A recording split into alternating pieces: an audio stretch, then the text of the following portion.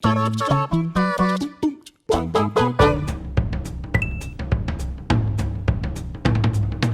video game that has aged the best is Half-Life 2. For me, there is absolutely no doubt that that is the answer to this question. It's Half-Life 2. For a game released in 2004, it has aged incredibly well, and I know that because Half-Life 2 and its subsequent episodes are games that I play annually. I always love to go back to the world of Half-Life, to the world of the post the 7-hour war, to the world of City 17, and just get lost in that again. It's something that is so easy to go back to, even for a game that is so old. When you go back to other games on PCs or on consoles that are from, days gone by, sometimes there are certain little things that just don't sit well. Maybe the gameplay doesn't work, maybe the graphics don't look as good as you remember and they're starting to look a bit iffy. Half-Life 2, it's perfect in so many ways. Graphically, it still stands up incredibly well today. No, it's not exactly the best looking game in the world. There are games that do look a lot better. If the lighting engine got a big old upgrade, that would probably improve things a lot. The textures aren't so good. Again, they were running with 2004 hardware at the time. But today, playing this game without any mods, I've tried to mod the game to make the lighting engine better, improve bits and pieces, but nothing seems to match or actually massively improve the visuals of the original 2004 version, or at least the version that's on Steam now. Nothing's beaten it. I think it looks perfect as is. I'm not someone that mods games anyway, so I wouldn't really be modding it in the first place. I have tried, but I think Half-Life 2 it's immaculate. It's perfect. There are certain things that video games now can't get right that Half-Life 2 did back in 2004. Things like facial animations. Source Engine was like, hey, we can do amazing character models and amazing facial animation for our characters. And there are some games nowadays that may have really much higher poly count models and better textures and stuff, but their facial animation is wank. And yet Half-Life 2 had it, it's not exactly like LA Noire level stuff, but it was pretty damn good for the time. And then it's just down to taking a video game narrative seriously. There's no being taken out into cutscenes and stuff. It is very much something they carried over from Half-Life 1, but it stands up so well today. Those things that we don't like about modern shooters or modern sort of narrative-driven first-person games, Half-Life 2 didn't ever dabble in that territory of this doesn't work. They just did everything right. And if you've not played Half-Life 2, I know that you hear this from me a lot, and you probably hear it from other outlets as well, saying that Half-Life 2 is one of the best games of all time. There is a reason why, and the fact that it's survived this long and still plays so well now, and still has that dedicated, rabid fan base that gobbled up Half-Life Alyx when that came out this year, it's great. Next time there's a Steam sale, you've got PC or a Mac or a Linux machine. It doesn't have to be that powerful. It's a 2004 game at the end of the day. Spare that dollar that it goes for when it's on sale, because I can guarantee you it is the best dollar/pound/euro/whatever you will ever spend on a video game. Go and lose yourself in the world of City 17, the world of After the 7-Hour War, the world of the Combine invasion, and you will thank me.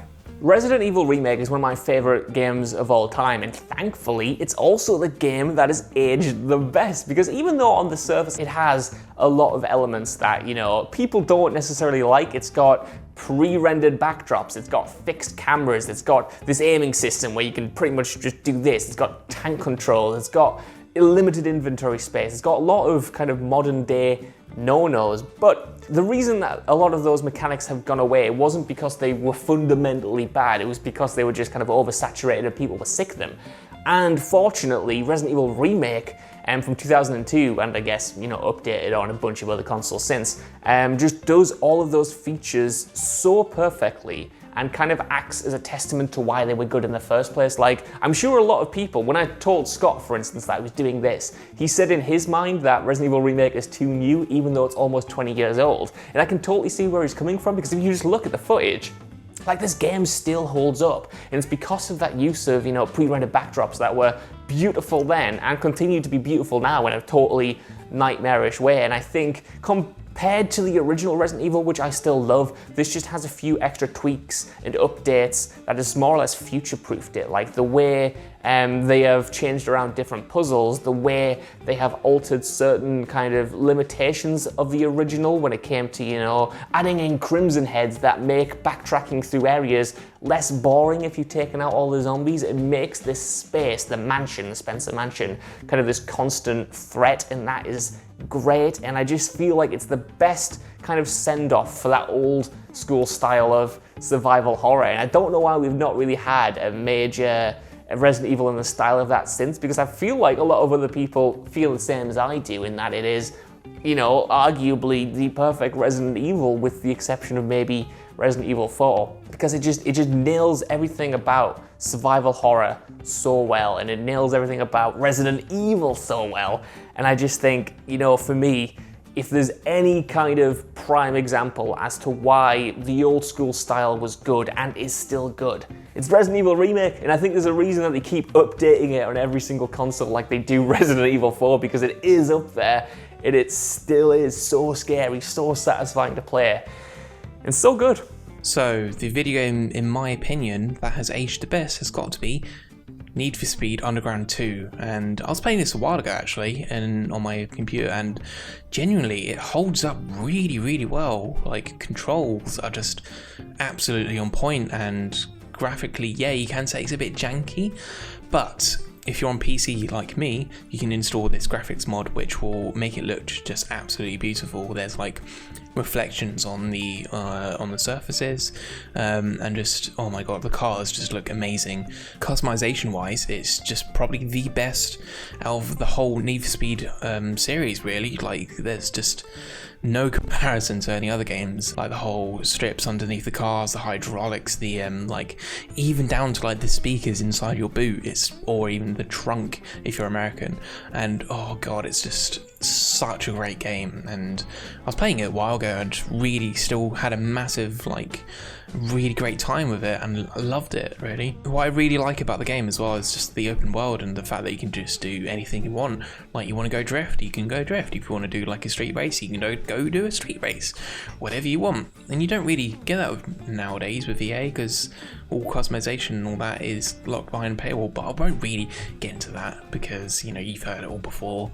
But honestly, if you've got a PC, if you've got Need for Speed Underground 2, install that mod, play it, and honestly, you'll absolutely love it. Control wise, it just plays perfectly, and gameplay wise, like, it's got a good, well, I wouldn't say good story, because it's got quite a silly story, really, but it's got these like comic book style like animations on it, with voiceovers, and it's a bit silly, but you can just skip all through that. Play it if you can, and honestly, it has aged so well with that mod included.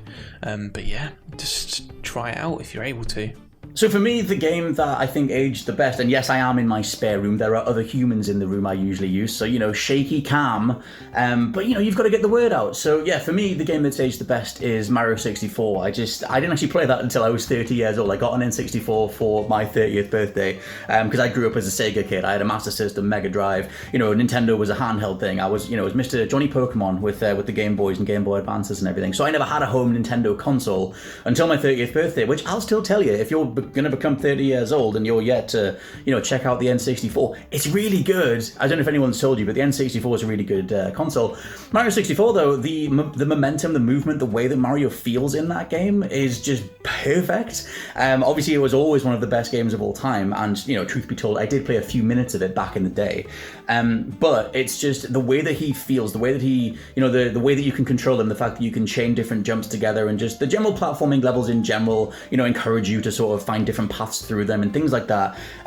It's just a joy to get through. The only thing that holds it up a little bit is that, you know, in Nintendo figuring out how to even do 3D, their first attempt at a 3D camera sometimes has a mind of its own, but you can flick between a couple of different modes and sort of customize it a bit with the C buttons or whatever. Point being, though, that, you know, I sometimes think that weird camera works as a positive, because it kind of hangs behind Mario and sometimes goes to the side and sometimes frames angles in ways that you can tell they very much they're very much coded into the game. Like, hey, we're gonna throw the camera to the side while you're doing this particular platforming gauntlet or whatever. And to me, that works. That gives it a bit of a sort of cinematic flair, or gives it a little bit more of an identity that I think even the future Mario games, the 3D games, would refine and get rid of, as they had access to multiple analog sticks or whatever.